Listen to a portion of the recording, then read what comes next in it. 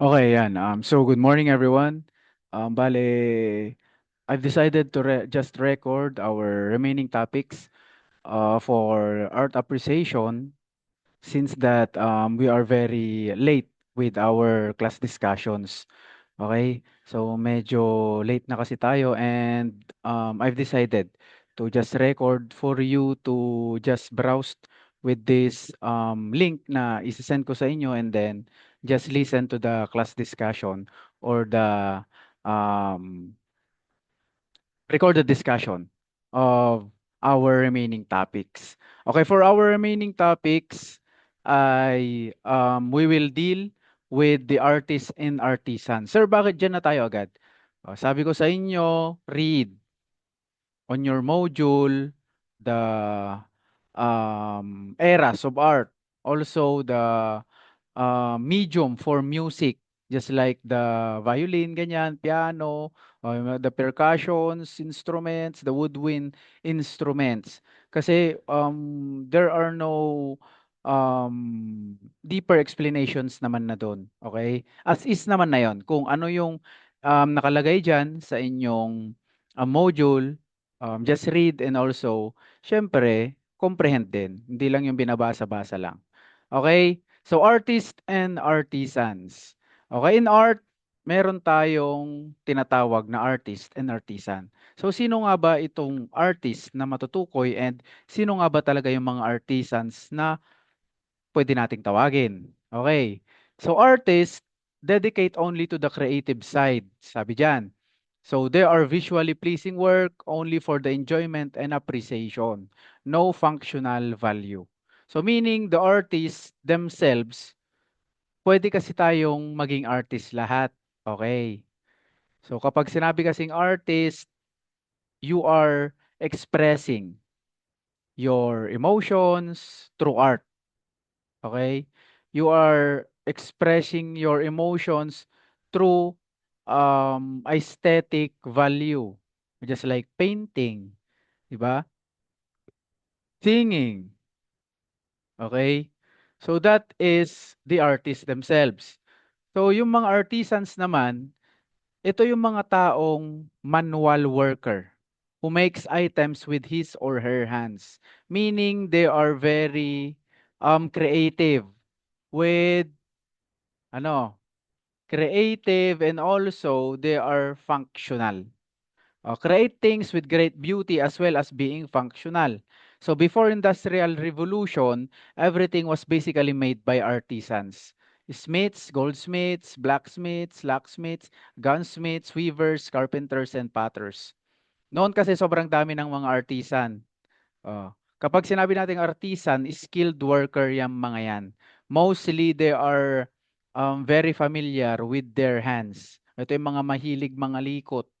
Okay, mahilig gumawa ng mga arts through their bare hands. Just like jewelry making. Okay? So though may functional value also, they also deal with aesthetic value. Okay? Yun yung kaibahan nila. Si artisan, mga manual worker yung mga yan. Okay? Ano, they deal with the aesthetic value and also the functional value of the art. Manager naman, mga manager ito yung mga humahandle ng mga artist. Okay? Kunyari, sa Cup of Joe, yung band. Okay? Yung band ng Cup of Joe, if ever man na you are um, willing to invite them or sila yung magpe-perform sa inyong piyesta, ganyan, they have their manager. Okay? Yun yung nagma-manage or nag-handle sa kanila. O yung mga artista, di ba? Curator naman, ito yung mga taong who selects artwork and often interprets art. Okay, kapag sinabing curator, they must have an academic degree in art and art history. Okay? Yung mga curator, ito yung mga taong bihasa sa art. At sa pagkakabihasa nila sa art, sila yung pumipili ng mga artworks na pwedeng i-display. Sila yung kumbaga nag-aayos ng museum, ganyan.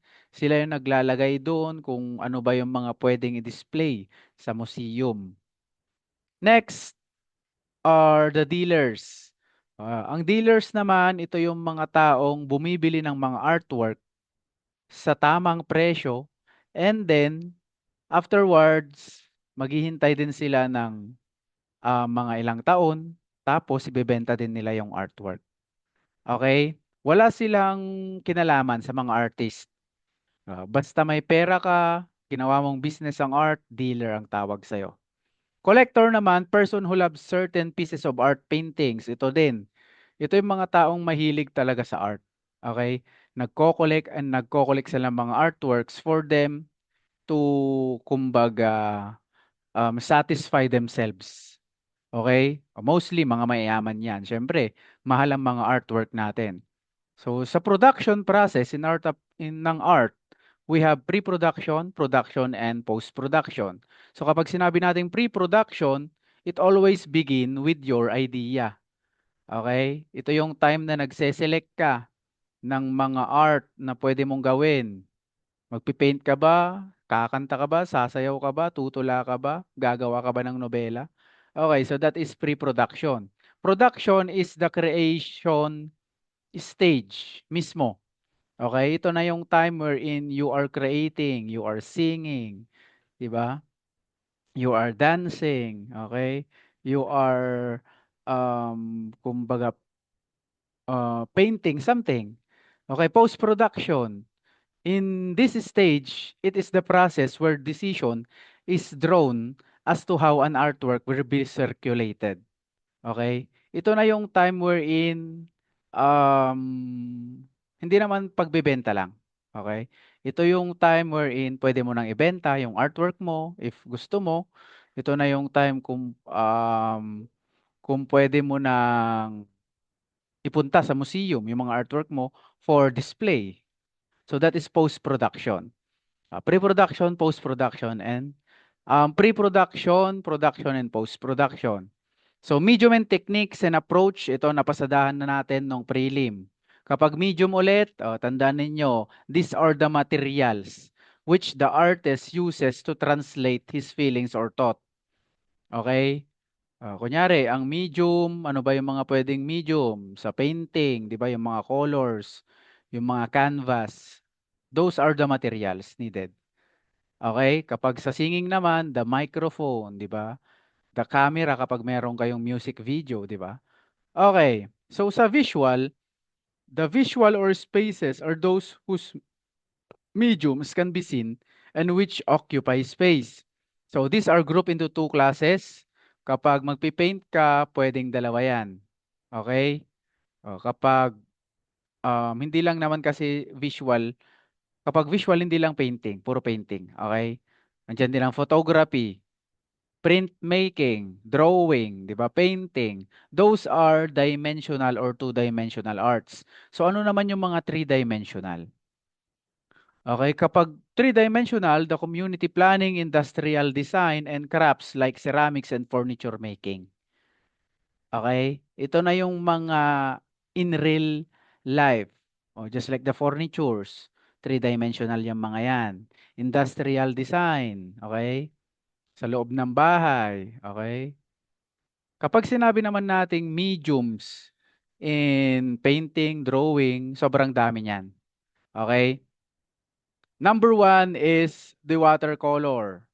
Okay? As a medium, ang watercolor daw ay mahirap gamitin. Okay? It is very difficult to handle because it is kumbaga yung napoproduce kasi napoproduce na mga colors ng watercolor ay hindi siya kumbaga hindi siya vibrant in color. Okay? Mostly kapag watercolor din sinasabi na medyo makalat. Okay? Fresco. So this is the painting on a moist plaster. Okay? Kapag fresco naman, ito yung painting wherein meron kayong plaster na ginagamit. And itong plaster na ito, ilalagay ninyo sa isang wall. Okay? Once na nilagay ninyo sa wall, kapag mural painting yan, maglalagay kayo ng pigments.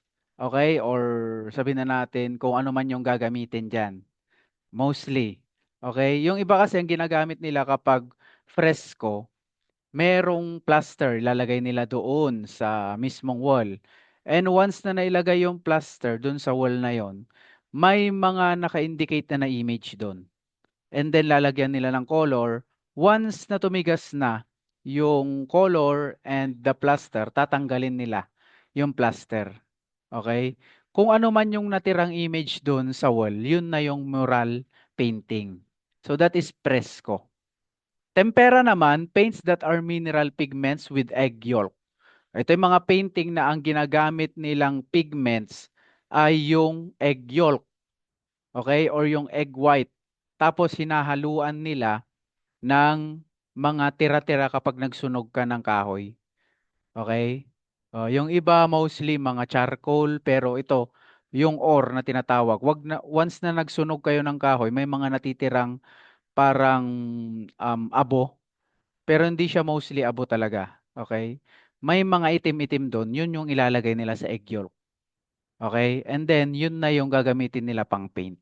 So that is tempera. Kapag pastel ang gamit, 'di ba? Alam naman na siguro ninyo kung ano yung mga pastel. Ang pastel luminous kasi 'yan.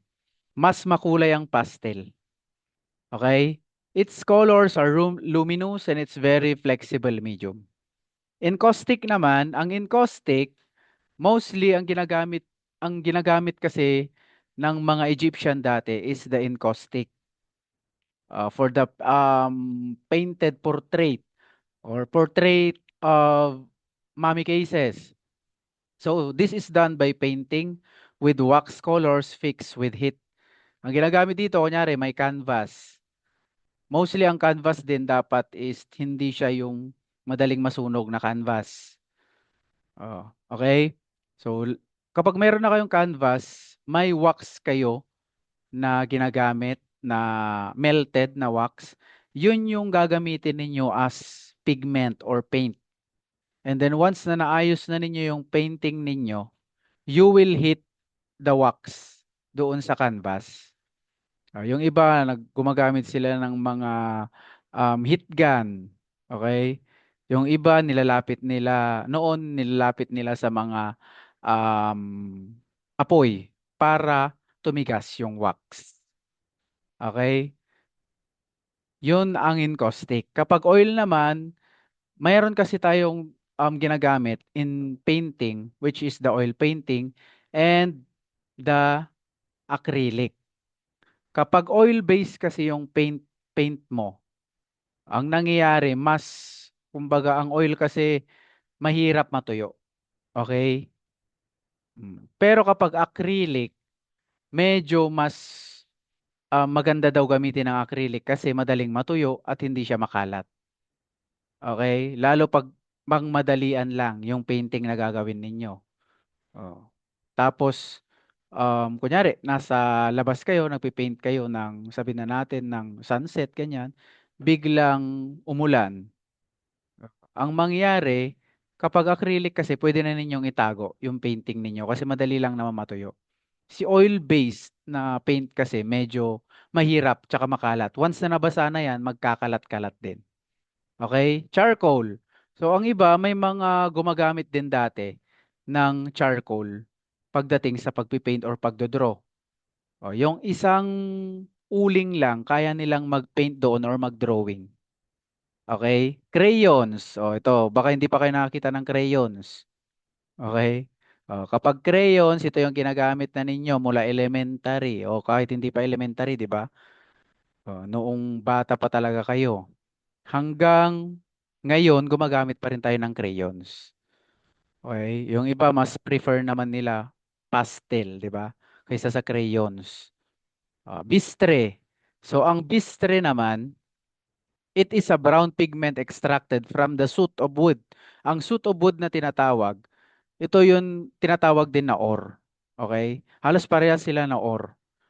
Pero ang soot of wood kasi parang nasa kalagitnaan siya ni charcoal and ore. Kunyari, nagsunog kayo.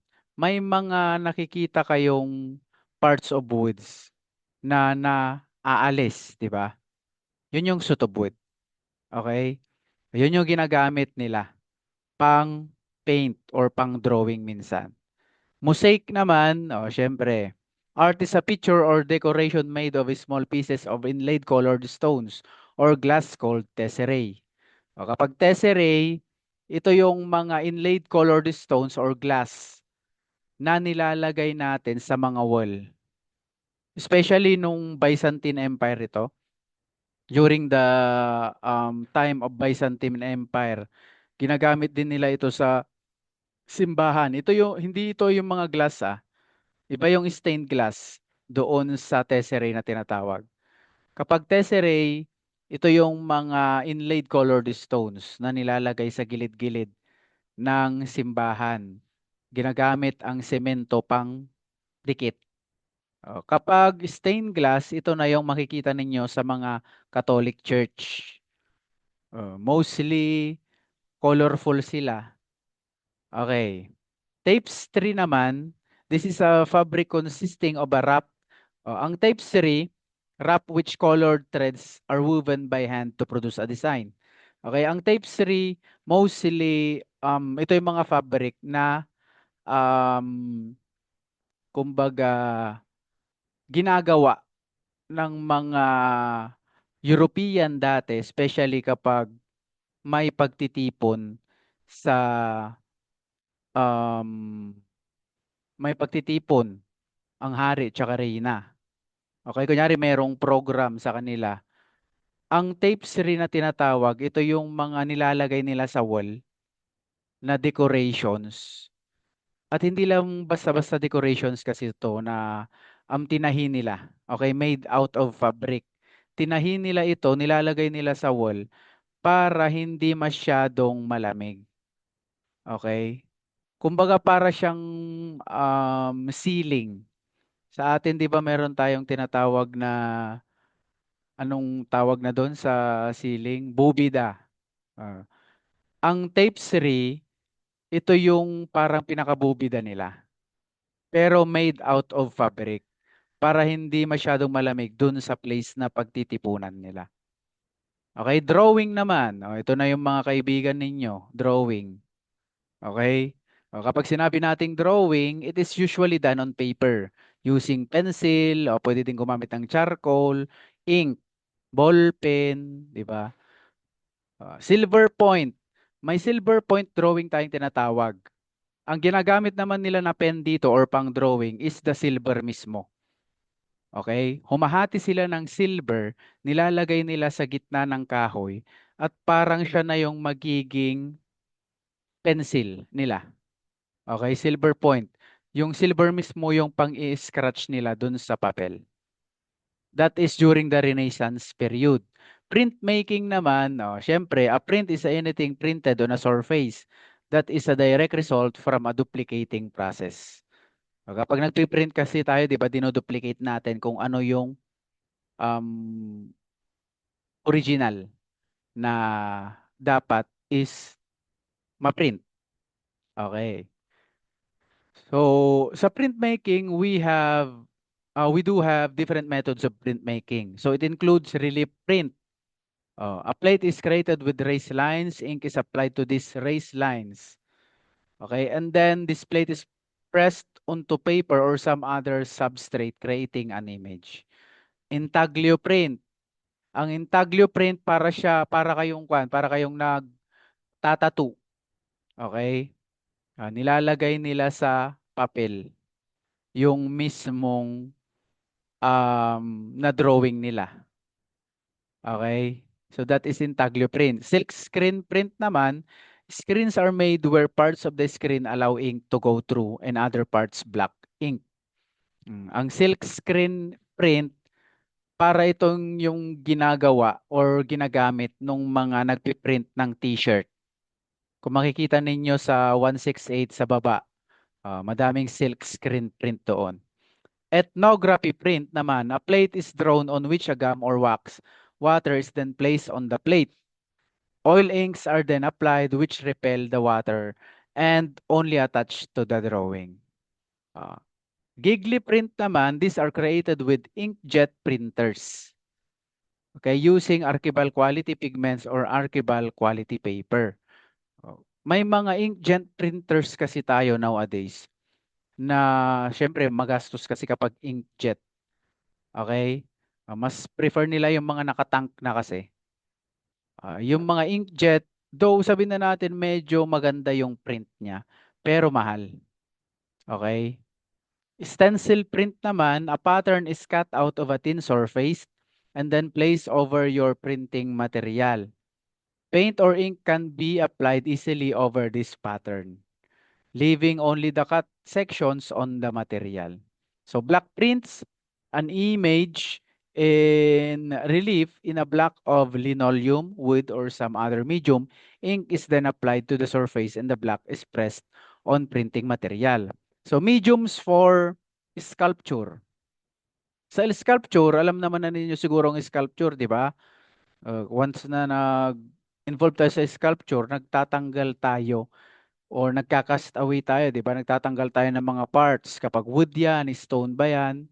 Okay, so there are many mediums for sculpture. Pwedeng gamitin ng stone, granite, marble, jade, ivory, metals, bronze, brass, copper, gold, and silver, lead, plaster, clay, glass, wood.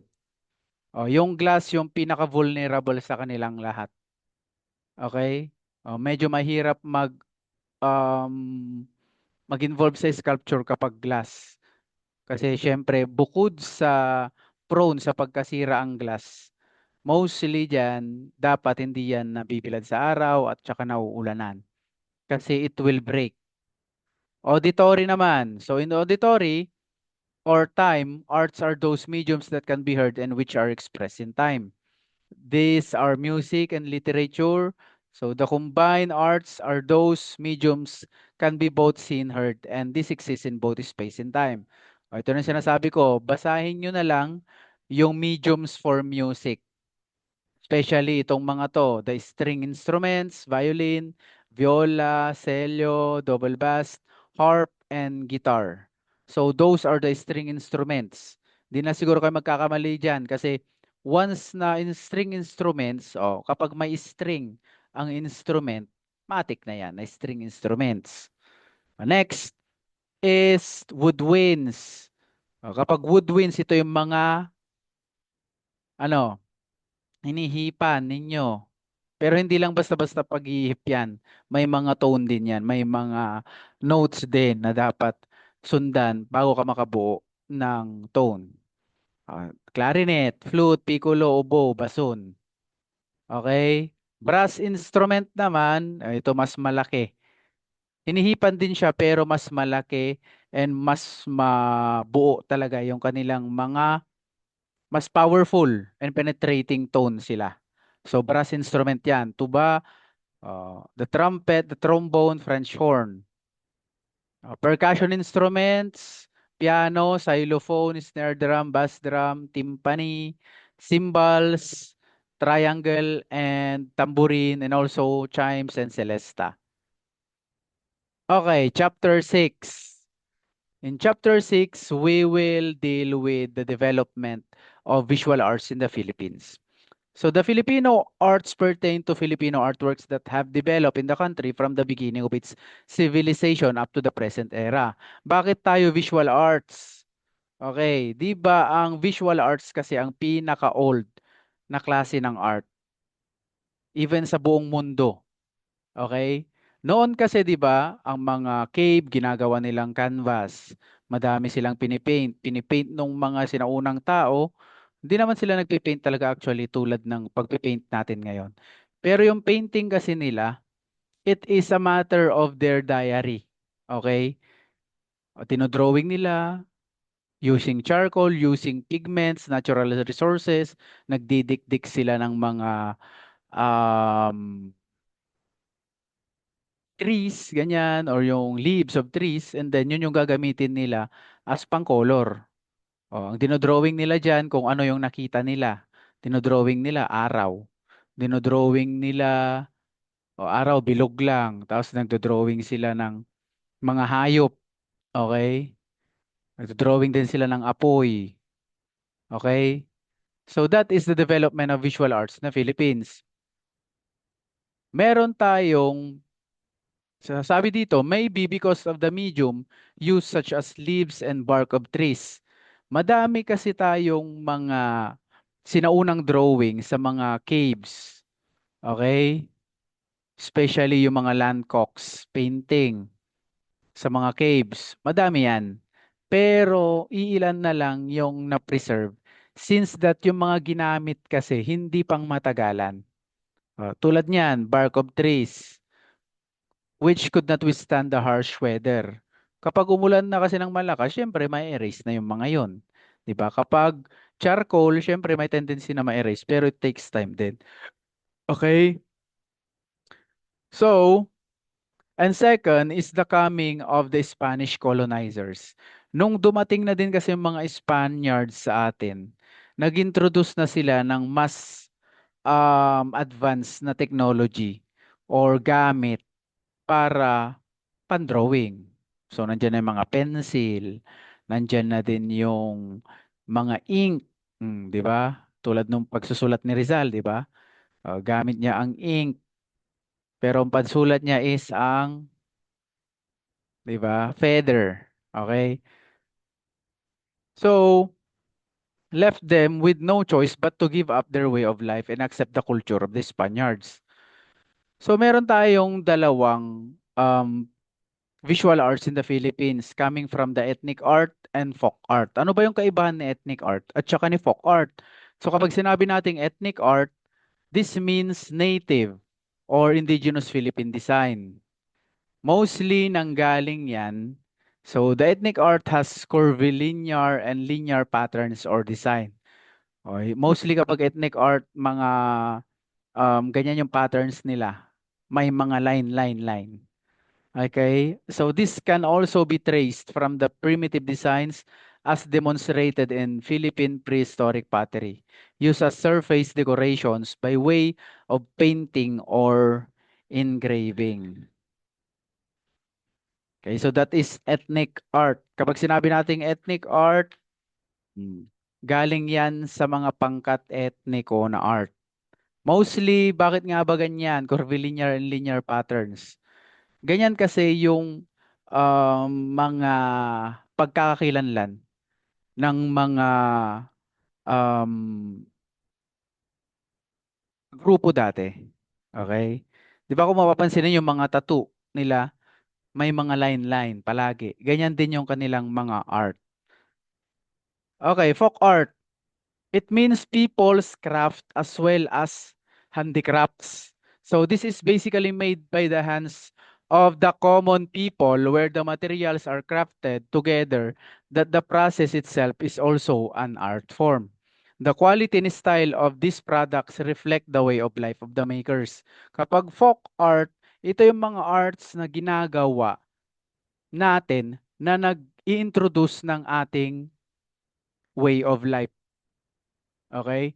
Ini-introduce nito kung ano yung pamamaraan ng pamumuhay natin. So that is folk art. Kapag naman curvilinear and linear patterns, ethnic art yon. Okay? So yun yung kaibahan nila.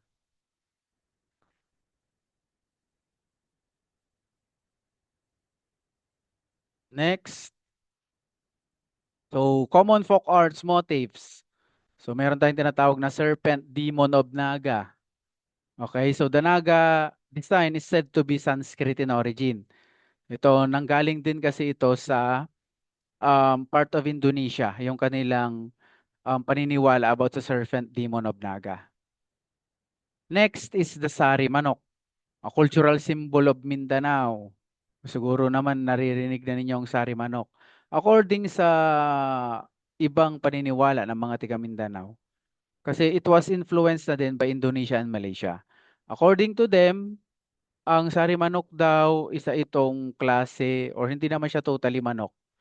Okay? Pero kahawig siya ng manok.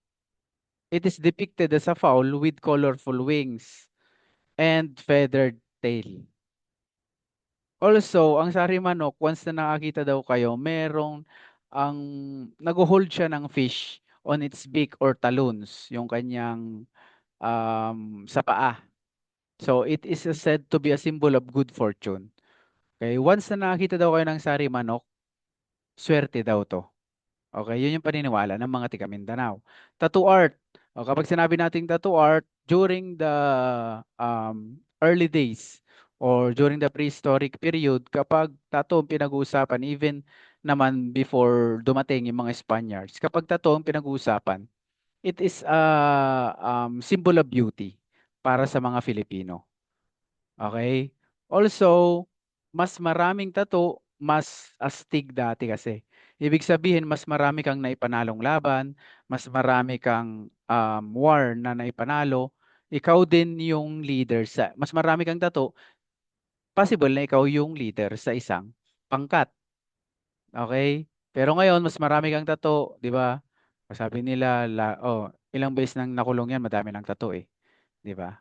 Form of discrimination na kasi yun minsan. Pero dati, ang tattoo, it symbolizes pride. It symbolizes bravery. Okay, modern influence. So the Spanish friars introduced Western painting in the Philippines. Sabi ko nga sa inyo, madaming artisans dati sa Pilipinas. Kaso lang, nung pagdating ng mga Spaniards, nawala mostly yung mga artisans. Kasi nga, na-introduce na nila yung mga modern technologies. Yung ibang mga artisan natin, naging slaves kasi din. Okay? Yung mga artisan tulad ng mga gumagawa ng daan, 'di ba? Because naging slave din kasi tayo. Okay? So in the church in Paete, Laguna, Joseph Luciano Dance, probably one of the earliest recorded painters in the Philippines. Okay? And also, sabi dito, probably siya nga yung earliest recorded painters in the Philippine art history. Ano ba yung pinaint niya? Pinaint niya kasi yung langit, lupa at impyerno. Okay, wherein sa painting niya makikita yung nandyan sa inyong module. Ito yung langit, nasa taas.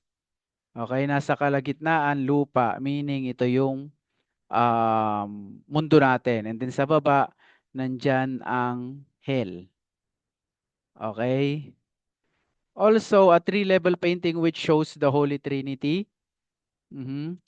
Mary, the Mother of Christ. So mostly, modern influence, puro pang church, di ba? Yung kanilang pinapakita. So development of sculpture in the Philippines naman. So pottery. Among our most ancient arts is pottery. Okay? Before pa dumating yung mga Spaniards, marunong na tayong sa pottery. Okay, mga ninuno natin, marunong na sila sa pottery. So the Monongol jar, excavated in Palawan, is evidence of the high artistic level which the art attained in ancient times. Alam ba ninyo yung Monongol jar? Ang Monongol jar, malaki siyang paso or malaking paso. Malaki siyang jar wherein sa taas niya merong dalawang maliliit na image ng tao. Okay? Ang paniniwala nila, sa Monongol jar kasi, diyan nilalagay yung mga remnants or mga buto or mga bahagi ng mga katawan nung mga taong namayapa na. Okay? Kaya diyan din nag-originate yung paniniwala na sa mga, 'di ba may mga movie dati na halimaw sa banga, 'di ba? Diyan nag-originate 'yon sa Monongol jar. May alam naman ninyo pagdating sa kalikutan ng kaisipan ng mga Filipino magaling, 'di ba? Yan yung Mononggol jar. So Mononggol jar, um, nahukay ito sa Palawan, wherein ito yung pwede nating evidence na yung mga ninuno natin is marunong na sila sa art making before pa dumating yung mga Spaniards. Okay, wood carving naman. So many parts of the country have lively wood carving traditions. So the Cordillera groups carve anito figures called bulul, which double as ancestral spirits and granary gods. Yung mga tiga Cordillera region, di ba? Cordillera groups, mayroon silang kina-carve dati sa mga kahoy na para bang isang tao na nakaupo. Sabi nila, yun yung tinatawag nilang bulol sa Ifugao. Okay, so ano ba yung bulol? Ito yung parang anito nila. Okay, kasi 'di ba dati naniniwala pa lang ang mga tao na kung ano-anong mga anito, 'di ba? Naniniwala sila sa araw na yung araw daw ang Diyos kasi ang araw ang nagbibigay ng liwanag. Ano pa, yung mga bato, 'di ba? Yung mga bato, yun yung sinasamba nila dati kasi ang bato ang nagbibigay sa kanila ng pwede nilang gawin as weapon. Pag pinagkiskis nila yung bato, makakagawa sila ng apoy panlaban sa mga wild animals. Okay? So this is also an evidence na noon pa din ay marunong na talaga sa art making ang mga Filipino. So Philippines, the Maranao and the Tausog of Mindanao are known for their ukir, adatu. So ornate curvilinear designs and motifs applied to wood carving. Meron din silang tinatawag, bukod sa design ng sari manok sa Naga, meron din silang tinatawag na pakurabong. Okay? Ano ba yung pakurabong? O sa Ilocano, baka ibang rabong yun sa Ilocano. Ang pakurabong, it is also, kumbaga, fern or para din siyang, ano ba? Ano, para siyang puwede din kainin ang pako, okey, pako rabong sa Kabisayaan kasi 'to. Okay, it's a stylish growing fern with a broad base gracefully tapering upwards. Okay, so makikita ninyo ganito yung style ng pako rabong. Sa Ilocano takaw rabong naman 'yun, iba naman 'yun. Nagtatakaw rabong naman yung baka naisip ninyo. Okay? Modern sculptures of all the new arts forms introduced, the Filipinos took to sculpture from the Spanish instantly. So madami kasing natuto because of the Spanish influence also. Okay, inisa na diyan is si Guillermo Tolentino. Okay, so ano bang nagawa ni Guillermo Tolentino? So si Tolentino, siya lang naman kasi ang ano, gumawa ng monumento ni Bonifacio. Okay? His best-known masterpiece is the Bonifacio Monument, which is a group sculpture composed of numerous figures. Madaming mga figures na nakalagay dyan, di lang si Bonifacio. Okay? So next na tayo, development of architecture in the Philippines. Kapag sinabi nating development of architecture in the Philippines, sobrang dami naman na yan. Sobrang dami na. Okay? From bahay kubo, naging ano na, mga concrete na yung bahay natin ngayon. Pero ang natural na bahay kubo kasi dati, nag-iiba-iba yan. Depende sa kung anong place nang galing ang bahay kubo. Okay? Kaya nga meron tayong kantang bahay kubo, di ba? Pero sa bahay kubo, puro naman puro gulay, prutas yung nandoon, 'di ba? Hindi naman nailagay kung ano nga ba talagang bahay kubo. Okay? So, ancient Filipino live in big settlements along sheltered bays.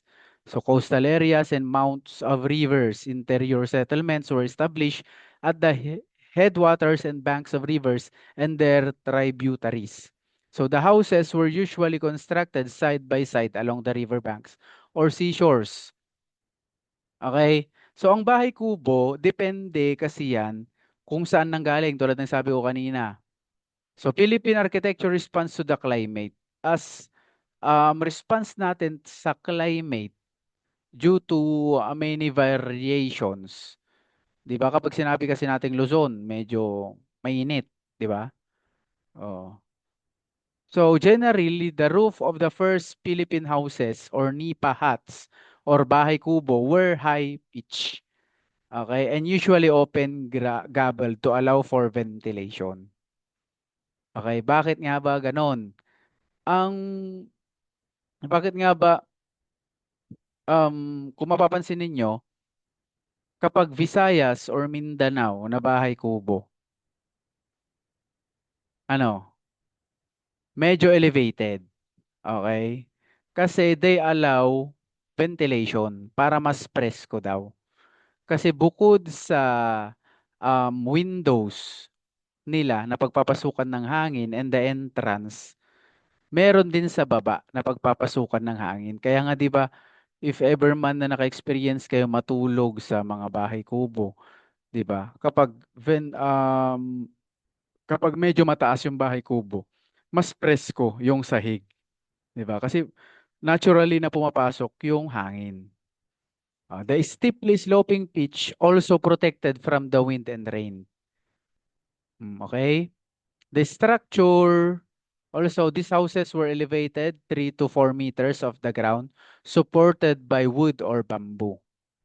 Okay. So ngayon, yung mga bahay kubo natin, ano, 'di ba modern bahay kubo na nga, 'di ba? May mga 150 to 200,000 pa na bahay kubo, 'di ba? With aircon, 'di ba? Nakabubida pa. Okay. Pero ang dating bahay kubo ganyan. Okay? So the structure was usually four-walled with tukod windows. Tukod windows, ibig sabihin nun, once na itataas mo yung bintana, meron kang tukod na ilalagay para mag-stay siya na nakataas. Okay, the Bagobos and Kalingas people use this type of house for protection from enemies also and wild animals on the ground. Kaya nila tinaasan yan for protection also for wild animals. Tulad ng mga baboy ramo, okay? Mga ahas din also. Para hindi sila gapangin agad-agad kapag nasa sahig lang kasi yan eh, 'di ba? Kaya tinataas nilang ganyan. Pero sa iba naman, sa part ng Visayas, kaya nila tinataas is ano, para dun sa baba, dun nila nilalagay yung kanilang mga alagang hayop. Sabi nila, it may cause also disease. Kasi once na nag-alaga ka ng hayop sa silong, kasi yung hangin din, okay, medyo hindi na maganda. Okay? Pero that is the way of their life dati. Unlike ngayon na sobrang gaganda ng mga bahay kubo, 'di ba? Bahay kubo inspired sabi nila pero may aircon, 'di ba? Meron na ding bubida sa loob, 'di ba? May kwarto pa nga eh, 'di ba? Tapos i-deliver na lang sa bahay ninyo or sa place ninyo. May bahay ka na agad, 'di ba? Ganun na ka-advance kasi ngayon. So Western influence in the Philippines, Spanish period. This period refers to the religious and civil buildings erected with the style influence from the South American Spain. During the Spanish period, mostly madaming mga simbahan na napagawa.